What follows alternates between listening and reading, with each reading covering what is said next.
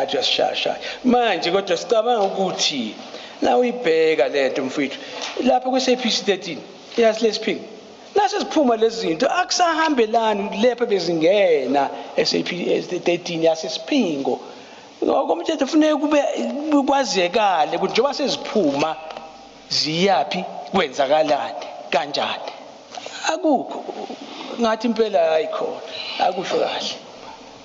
Now taken them out.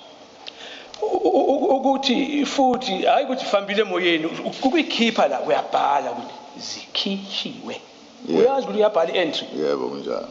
Isizathu salokho uyasazi? Yebo ngiyasazi. Yes, I do know.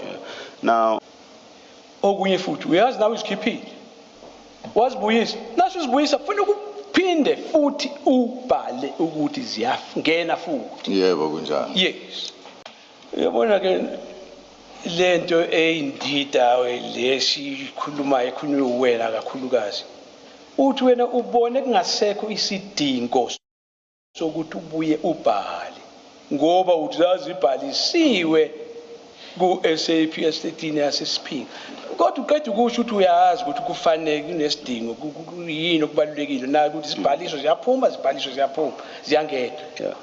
Uyabona ndoda na kube lezi zinto ziyangena ziyabhaliswa zisaphakathi zihambelana nokubhalisa kwazi ukuphaka kungena kodwa mase ziphuma cishe yani lo ngena sekusela ukuthi ziphumile kodwa kubhalwa ngendawo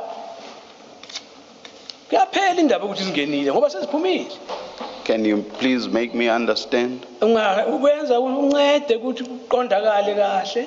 Or all right, yeah, let me leave it there. Can you please make me understand? Cacisa mne wethu mfethu na uthi ngaphandle lezinto ezincane hawu idakamisa ndoda ezinje ungasibhalisi besithatha ngathi ngokuncane nalokho ukuthi hayi nesikhiyo ngasigcina kumina awukufaki konke lokho into ezincane lezo kuwena.